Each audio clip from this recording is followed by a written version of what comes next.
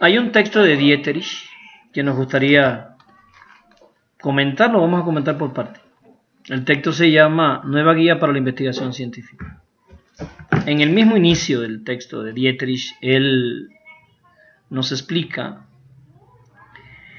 que el hombre, para interpretar el mundo, somos la única de las especies vivas que tiene la capacidad de interpretar el mundo, las demás habitan el mundo, toman del mundo lo que necesitan para vivir, comen, se reproducen y mueren, pero no lo pueden interpretar, no lo pueden comprender e intencionalmente tampoco lo pueden transformar, digamos a voluntad.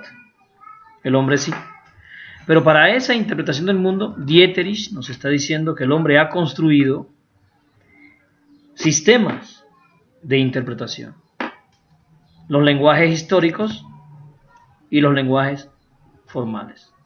No habría sido posible la interpretación del mundo sin el lenguaje. Esto es algo que tenemos que entender los maestros, porque es fundamental. La herramienta principal, fundamental y primerísima con la que el hombre interpreta la realidad es el lenguaje. Son las palabras. Y como dice Vygotsky, los conceptos tienen una función comunicativa y los conceptos también tienen una función racional. O sea, el concepto nos permite comunicar una idea, pero también nos permite pensar una idea. Los conceptos y los términos, en el camino de estas explicaciones iremos viendo cuál es la diferencia. Pero hoy queríamos referirnos a los lenguajes naturales y a los lenguajes artificiales, porque Dieterich hace esta clasificación, a mí me parece muy interesante, y se refiere a los lenguajes naturales como aquellos lenguajes que son desarrollados y aprendidos espontáneamente en la vida social de los hombres. Por ejemplo, el lenguaje oral.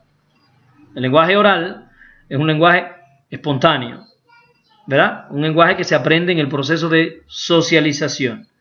Y esos lenguajes históricos o naturales, dentro de los que está el lenguaje oral, constituye sistemas o formas para interpretar la realidad. Dentro de esos sistemas históricos, Dieterich también ubica, y a mí me parece interesante también, el pensamiento común, el pensamiento mágico, el pensamiento religioso y el arte.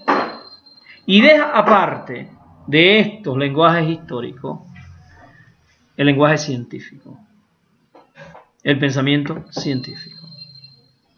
Es interesante que nos demos cuenta, también para discutir, que si los lenguajes históricos se aprenden espontáneamente, un niño aprende a hablar espontáneamente, su mamá, su papá, sus amigos, ¿sí?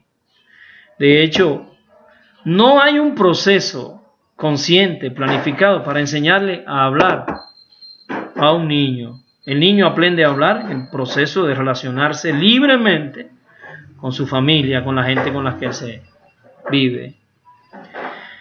Ninguna madre hace una planeación, bueno, el lunes le voy a enseñar al niño a hablar la A, el martes la B y el martes la C.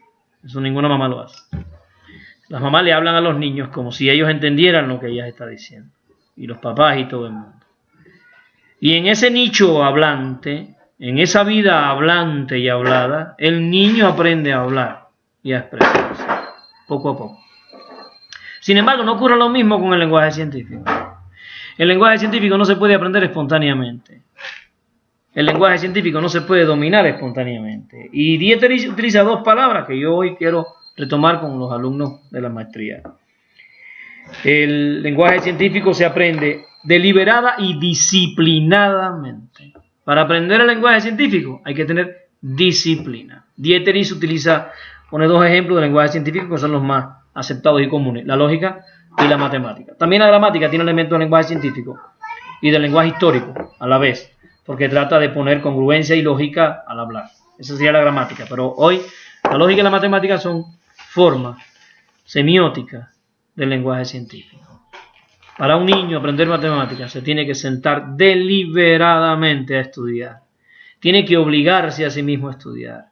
Tiene que desarrollar largas y cansadas jornadas de estudio para poder dominar los elementos científicos y formales del pensamiento matemático.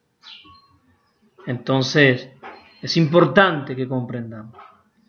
Los elementos psicológicos, las estructuras neuronales que se desarrollan, estudiando matemáticas, estudiando lógica y estudiando las ciencias formales, no se desarrollan en la vida espontánea, en el sentido común, en el pensamiento religioso, en el pensamiento mágico, en las artes. Para que el cerebro humano pueda desarrollar las herramientas del pensamiento científico, se tiene que someter a una actividad deliberada, disciplinada de estudio. Eso significa que cuando el niño aprende matemática, está formando a la vez su pensamiento matemático.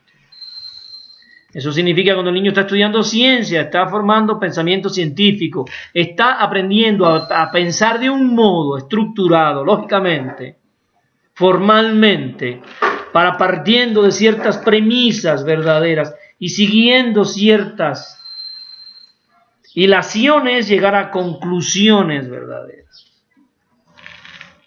Y bueno, ahí aparecen entonces las formas del pensamiento, entinemas, epiqueremas, silogismos, razonamiento condicional, razonamientos condicionales categóricos. Todas esas formas de razonamiento tienen una estructura lógica que es impuesta por el pensamiento científico. Entonces es importante, nos lo propone Dieterich y nosotros en este tema quiero que ustedes empiecen a pensar la importancia fundamental que tiene la escuela en la construcción de un hombre que pueda pensar científica y racionalmente la realidad. No está diciendo Dieterich que el lenguaje científico es el más importante, es el único, que solo tenemos que tener pensamiento científico. Dieterich ni siquiera está diciendo que las otras formas de comprender la realidad no tienen importancia, todas cumplen una función. La ciencia no agota el arte, la ciencia no es capaz de agotar el pensamiento mágico ni cumplir las funciones que satisface el pensamiento mágico. El pensamiento científico tampoco puede cumplir y satisfacer las funciones que cumple el pensamiento religioso o el sentido común. La gente no puede andar por ahí en el sentido común pensando científicamente. Tú no puedes ir al mercado a comprar científicamente los tomates, ¿no? Y hacer un análisis científico de un tomate para llevarlo a la casa. Tú vas al mercado y empiezas a comprar tomates y empiezas a buscar los más lindos, los que más te gustan, los más baratos. Y tú compras según el sentido común, ¿verdad? No puede uno andar por ahí enamorando a las personas con pensamiento científico, ¿no? Sacando cuenta, a ver qué mujer te... Uno se enamora y ya, y después sale o no sale aquello, ¿no? Bueno, no vaya a pensarse que ahora Dieterich se ha vuelto positivista porque Dieterich quiere decir que el pensamiento científico es esto, lo otro. No, el pensamiento científico tiene una función que tampoco es satisfecha por las otras formas, por las otras construcciones simbólicas que nos permiten entender y comprender la realidad. Le damos las gracias por estar con nosotros, por seguirnos, por darnos la posibilidad de compartir estas ideas. Son interesantes, son importantes para los maestros. Nos vamos y nos vemos en la salud, sana distancia, cuidándonos para que el COVID no nos vaya a arrastrar a la eternidad, ¿no? Nos vamos y nos vemos, gracias. Gracias por estar con nosotros. Los que quieran se pueden suscribir. Chao. Pescado, como dice Susi.